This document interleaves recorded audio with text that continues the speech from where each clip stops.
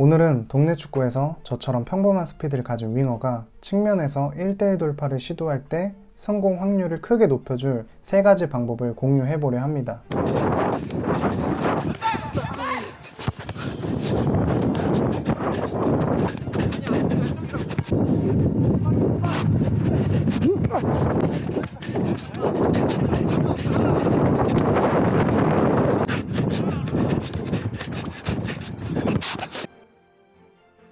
여러분들은 경기장에서 볼을 잡고 상대 수비와 1대1 상황이 생기면 어떤 감정이 드시나요? 상대를 무조건 제칠 수 있을 것 같은 자신감이 생기시나요? 아니면 볼을 잡은 순간부터 급해지고 뺏길 것 같은 두려운 감정이 드시나요? 저도 이 방법을 알기 전까진 1대1을 시도할 때 뺏길까봐 두려워했던 기억이 납니다. 아마 이 영상을 시청하시는 분들 중에도 제가 겪었던 감정들을 지금 겪고 있으신 분들이 있지 않을까 싶어서 이 영상을 준비했습니다. 그럼 지금부터 제가 이 문제들을 어떻게 해결했는지 시행착오를 통해 얻었던 3가지가 뭔지 첫 번째 것부터 살펴보기 전에 1대1을 시도할 수 있는 상황부터 설명해 드리겠습니다. 사이드에 벌려있는 상황에서 반대 전환이 되거나 스루 패스가 들어와서 수비수와 어느 정도 거리가 있을 때 상황입니다. 여기서 앞에 수비수를 제치거나 벗겨내면 좋은 찬스로 연결될 수 있는 상황입니다.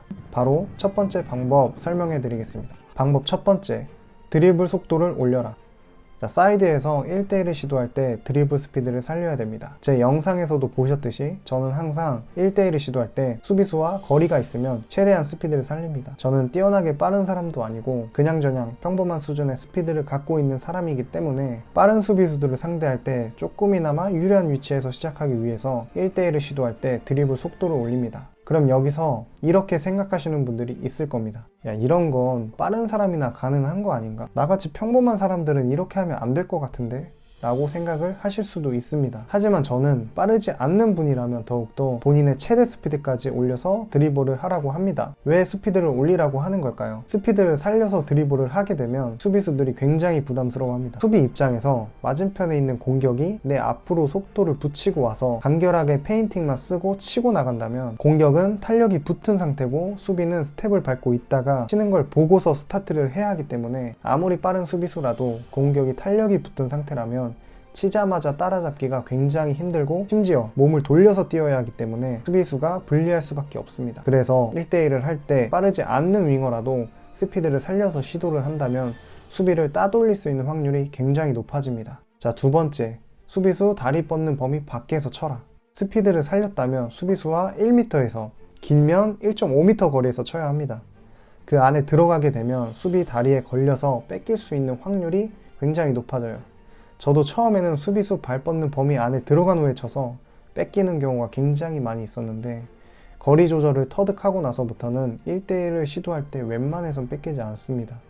여러분들도 거리 조절을 하실 줄 아셔야 볼을 뺏기지 않습니다. 스피드를 올렸다면 수비수와 1m에서 1.5m 거리에서 다리에 걸리지 않는 각도로 쳐주세요. 세 번째, 수비수 등 뒤로 쳐라. 동네 축구에서 빠른 분들은 그냥 어디로 치든 유리합니다. 하지만 저처럼 빠르지 않는 분이라면 수비수 등 뒤로 쳐야 조금이라도 유리합니다. 왜냐하면 등 뒤로 치게 되면 수비수는 몸을 돌려서 뛰어야 하기 때문에 공격보다 늦을 수밖에 없습니다. 어떻게든 수비수보다 유리한 위치에서 돌파를 시도해야 돼요. 그리고 여기서 페인팅은 최대한 간결하게 쓰는 걸 추천드립니다. 왜냐하면 이 상황은 탄력이 붙은 상태이기 때문에 페인팅을 많이 섞게 되면 스피드가 죽습니다. 가뜩이나 빠르지도 않은데 속도까지 죽는다면 굉장히 불리해지겠죠. 그렇기 때문에 간결하게 페인팅을 쓰고 수비수 등 뒤로 쳐야 돌파를 할 수 있는 확률이 높아집니다.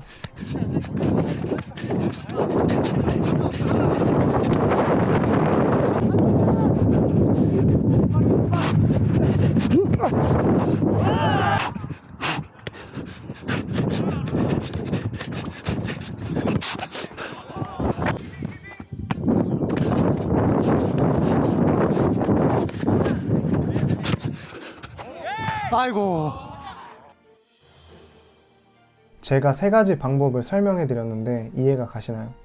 오늘은 디테일한 내용보다는 틀에 대해서 이야기해 드렸습니다. 제가 말은 쉽게 뱉긴 했지만 이게 경기장에서 바로 적용하기는 힘들 수도 있어요. 물론 기본기가 있으신 분들은 바로 적용하실 수 있지만 그렇지 못한 분들은 힘들 수도 있습니다. 하지만 꾸준히 생각하시고 연습을 하셔서 여러분 걸로 만드신다면 정말 큰 무기가 될 거라고 저는 확신합니다. 자, 그럼 오늘 마지막으로 3가지 방법 다시 한번 짚어보겠습니다. 자, 첫 번째, 속도를 올려라. 두 번째, 수비수 다리 뻗는 범위 밖에서 쳐라. 자, 세 번째, 수비수 등 뒤로 쳐라. 꼭 기억하시고 경기장에서 적용하셔서 성공하셨으면 좋겠습니다. 혹시 이 방법을 머리로는 알고 있지만 적용하기 어려운 분들이 있을 겁니다. 자, 예를 들면 드리블할 때 스피드를 올리지 못하는 분들, 또 스피드를 올릴 줄 알지만 거리 조절이 감이 안 오시는 분들이 계실 겁니다. 이런 문제들을 겪고 있으시다면 댓글을 남겨주시면 제가 그 문제를 조금이나마 해결할 수 있는 영상을 준비하겠습니다. 오늘 준비한 영상은 여기까지입니다. 다음에도 도움이 될 만한 영상으로 찾아뵙겠습니다.